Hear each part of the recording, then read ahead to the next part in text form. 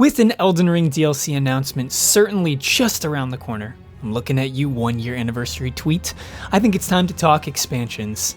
I certainly imagine there will be at least 2 gargantuan DLCs to match the gargantuan scale of the father game, each one full of new bosses, new open world regions, and new legacy dungeons. Yummy.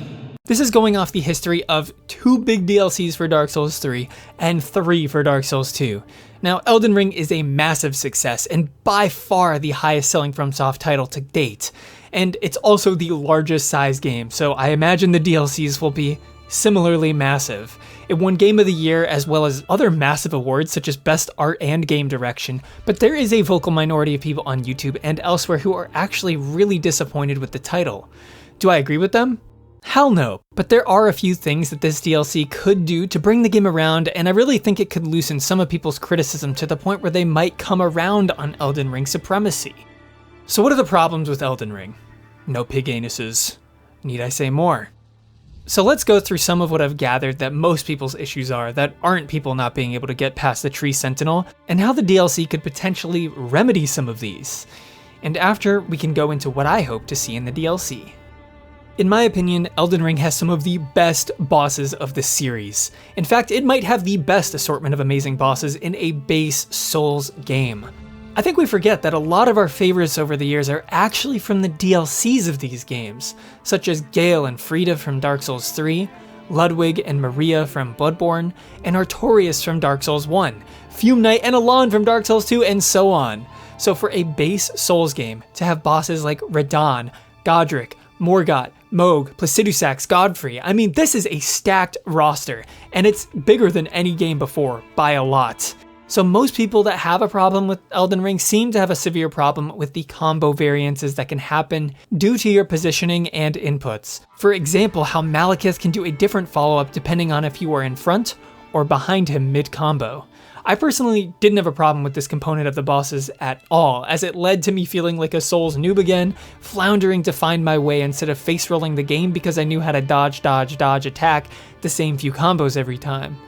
I enjoyed the variance, and how really learning the boss allowed you to manipulate the AI to your advantage.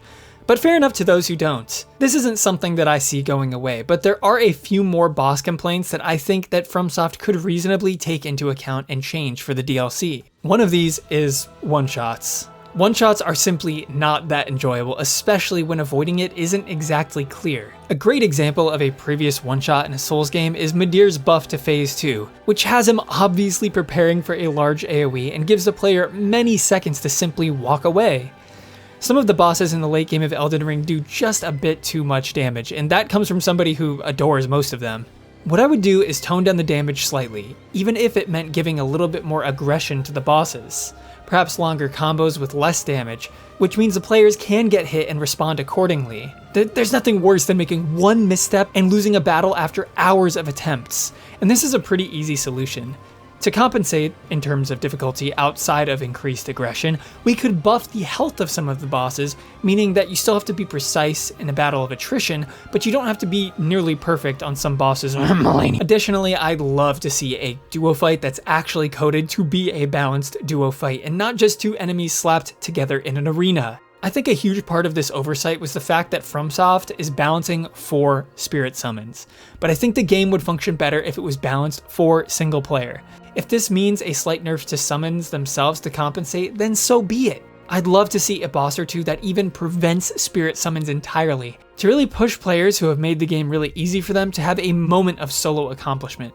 But you could still leave human summons up as a possibility as a last resort for those who really need the help. So before I go on to the next topic, 90% of you aren't subscribed. My little Omen buddy told me if you aren't subscribed, he's gonna put your foolish ambitions to rest. So be sure to subscribe for more awesome Souls and gaming content. I do a lot of Souls rankings, so I'm sure you'll find something you'll like here. So now that bosses are covered, let's talk replayability. Because of the massive scale of Elden Ring, sometimes a new playthrough seems a little daunting and overwhelming. But what can we do to encourage players to play the game more and make it generally more replayable?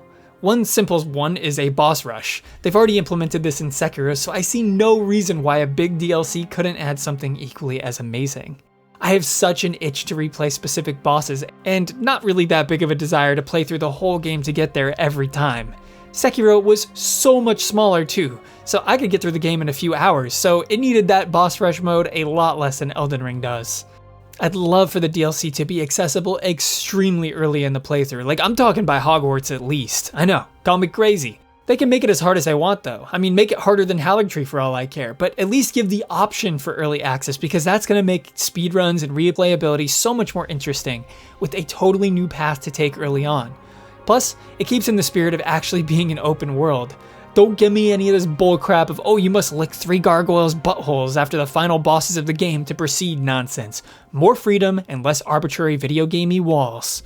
And as much as I am a huge advocate for this experimental open world Souls design, I'd love to see a stronger focus on curated legacy dungeons. They are my favorite component of the world to this day, still over any of the regions. So sure, add a region to explore, but fill it with multiple legacy dungeons to really flesh out the levels of Elden Ring in a way that makes it surpass even the best of the series.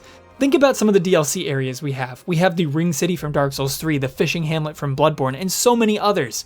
So let's work on a DLC legacy dungeon that even surpasses Lanedale. Yeah, that's gonna be tough.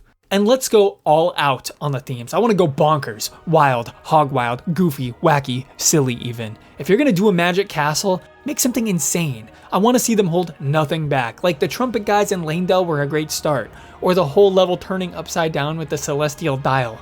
More of that, please. Obviously, another complaint has been the rewards that you would get for completing some of these dungeons.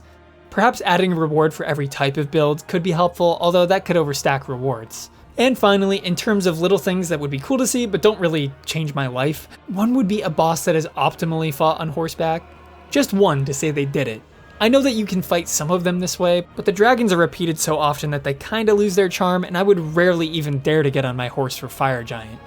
I'd personally love to battle Placidusax in his prime, because I can only imagine how unbelievably epic that would be.